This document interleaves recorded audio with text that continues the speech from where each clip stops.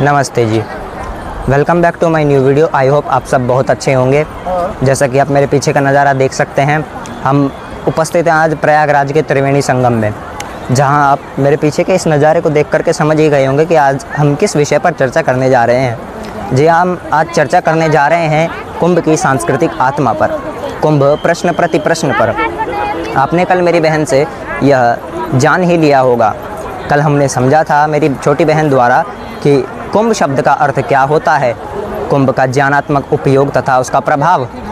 हम समझेंगे कि जिस कुंभ मेले को हम डिस्कस कर रहे हैं, इसका प्राचीन स्वरूप आज के इस वर्तमान स्वरूप से कितना भिन्न रहा है, और कुंभ के व्यवहारिक स्वरूप की चर्चा करते हुए हमने इसके भूगोल और संस्कृति पर भी हम चर्चा कर चुके थे। लेकिन आज के इस कुंभ के पास शरीर तो है। ये जो आप मेरे पीछे कुंभ देख रहे हैं, आज के इस कुंभ के पास शरीर तो है, लेकिन आत्मा नहीं है। जी हाँ, आप मुझसे प्रश्न करेंगे कि भाई कुंभ के पास आत्मा के ना होने से क्या तात्पर्य है, तो मैं आपको बता दूं कि कुंभ के ही नहीं अपितु सृष्टि के आदि ज्ञान की आत्मा वेद ही है। प्राचीन काल में यह कुंभ वेदों से ही अनुप्राणित होते थे, वेदों से ही प्राण पाते थे, परंतु आज वर्तमान स्वरूप में इस कुंभ पर चारों वेदों का कोई स्थान नहीं है, कोई चर्चा नहीं है, कोई संवाद नहीं होता वेदों का। वेद विरोधी मत पहले भारत में पनपे, तत्पश्चात वह विदेशों में पनपे। भारत की वर्ण व्यवस्था जन्मना जाति व्यवस्था में बदली और धीरे धीरे छुआछूत के भेदभाव व्याप्त हुए, जिससे हमारा यह कुंभ मेला भी प्रभावित हुआ। बौद्ध ग्रंथ मध्यम निकाय में भी कुंभ मेले का वर्णन मिलता है, जिसमें कि कुंभ स्नान से पाप नष्ट होने की बात को नकारा गया है।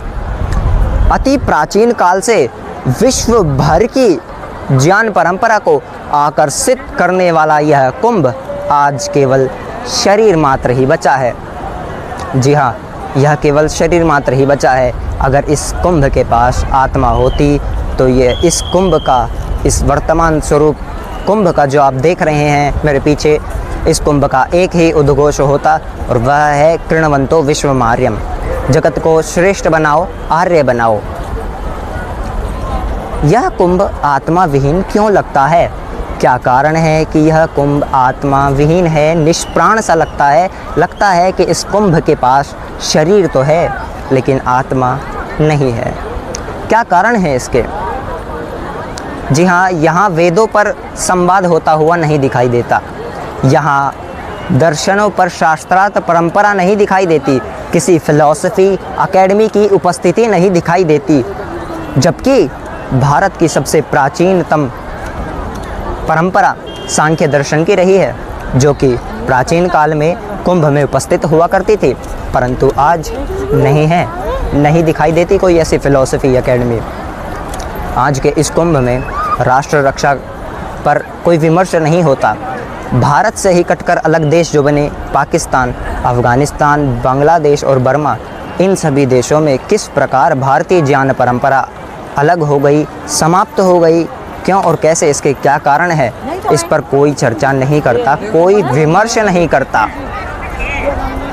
वैद्यों महावैद्यों की कोई आयुर्वेदिक संगोष्ठी नहीं दिखाई देती, जिसमें कि संसार भर में फैलने वाली व्याधियों पर कोई चर्चा हो।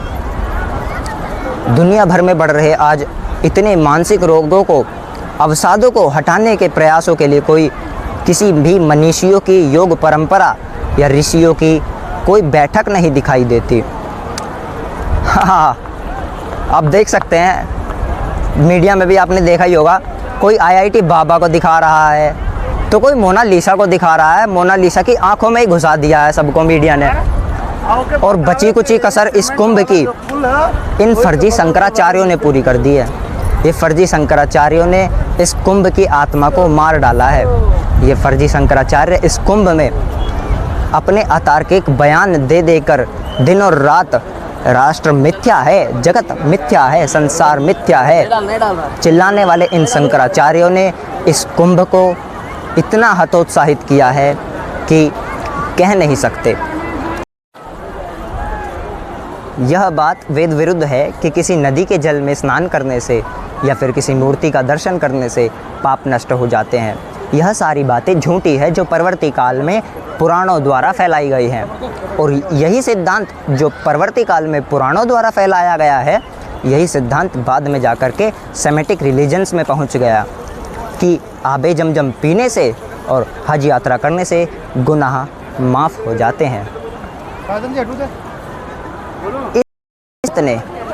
जी हाँ, इसी सिद्धांत ने दुनिया की न्याय व्यवस्था को बहुत गहरी चोट पहुंचाई है। आप 2013 के कुंभ को याद कर लीजिए। 2013 में जो प्रयागराज में कुंभ लगा था, उस कुंभ को याद करें तो हम पाते हैं कि उस कुंभ मेला समिति के अध्यक्ष थे मोहम्मद आजम खान, और उसी कुंभ में मची भगदड़ में काफ़ी लोग मारे गए। और तत्कालीन पार्टी के नेताओं का बयान क्या था, आप जानते हैं? नहीं जानते तो मैं बता दूं। उनका बयान था कि जो लोग मरे हैं उस भगदड़ में, जिन लोगों की मौतें हुई है, उन लोगों को माँ गंगा ने बुला लिया है।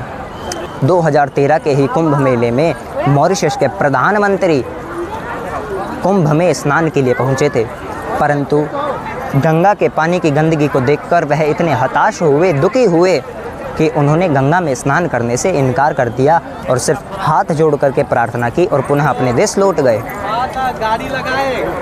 क्योंकि तत्कालीन कुंभ मेला समिति के अध्यक्ष थे मोहम्मद आजम खान, और तत्कालीन पार्टी के मुख्यमंत्री, उत्तर प्रदेश के मुख्यमंत्री अखिलेश यादव ने हिंदू आस्था और हिंदुओं के साथ ऐसा घटिया खिलवाड़ किया था जिसे हम भूल नहीं सकते।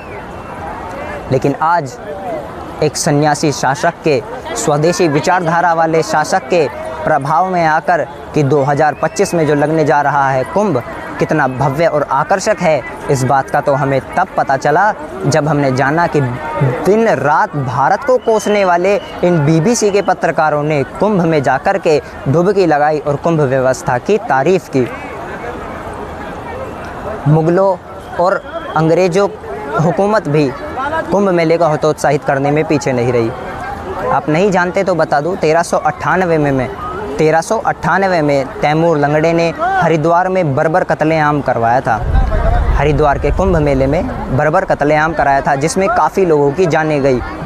मुग़ल सैनिक और पिंडारी, मुग़ल काल में यह स्थिति थी कि ये दोनों कुंभ में जाने वाले श्रद्धालुओं पर घात लगाकर बैठा करते थे और उनकी जान ले लिया करते थे, और मृत्यु करने के बाद उनका सारा धन और माल लूट लेते थे। अंग्रेजी हुकूमत भी ठीक इसी तरह पीछे नहीं रही कुंभ को हतोत्साहित करने में। ये तो विदेशी आक्रांता थे। अब बात करते हैं अपनों की, क्योंकि यह कुंभ हम सभी से मिलकर बनता है। हम सभी ही इस कुंभ को बनाते हैं। हमारे अपने भी, मैं आपको बता दूं, कुछ कम नहीं है। अतिरिक्त 1690 में शैव और वैष्णव संप्रदायों के आपसी संघर्ष में यहाँ कुंभ में 60,000 से भी ज़्यादा लोग मारे गए थे। जी हाँ, यह रिकॉर्ड है, आप जाकर कीजिएगा कि वैष्णव संप्रदायों में मचे आपसी संघर्ष में कुंभ में 60,000 से भी ज़्यादा लोग मारे गए थे। और यह आपसी संघर्ष आज तक जारी है। यह संप्रदायवाद का संघर्ष आज तक जारी है। सबसे बड़ी पीड़ा तो इन शंकराचार्यों की है कि ये चारों शंकराचार्य किसी न किसी राजनीतिक पार्टी के प्यादे बने हुए हैं। इन चारों ही शंकराचार्य को न तो एक भी वेद सस्वर कंठस्थ है, बल्कि ये चारों ही जन्मना जाति व्यवस्था को मानने वाले हैं, बढ़ावा देने वाले हैं। आप विचार कीजिए कि आज़ादी की लड़ाई में इस शंकराचार्य की गद्दी का कोई योगदान रहा? आपको आर्य समाज का इतिहास की पुस्तकों में योगदान मिल जाएगा, ब्रह्म समाज का और प्रार्थना समाज का भी आपको योगदान मिल जाएगा। परंतु इन शंकराचार्यों ने न तो कोई गुरुकुल ही खोला, न कोई गौशाला ही बनाई। ये तो छोड़िए, इन्होंने कोई अपना वैचारिक योगदान भी नहीं दिया। और आज यह कुंभ में राजनीति करने से चूकते नहीं हैं।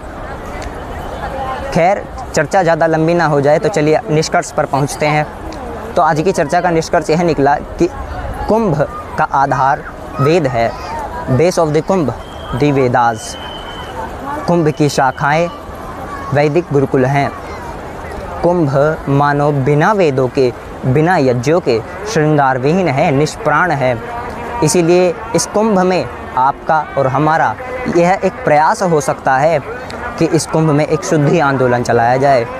जो विदेशी लोग भारतीय संस्कृति को अपनाना चाहते हैं, वेदों को सर और माथे लगाना चाहते हैं, उनका खुले मन से स्वागत किया जाए और मतांतरित लोगों की घर वापसी कराई जाए।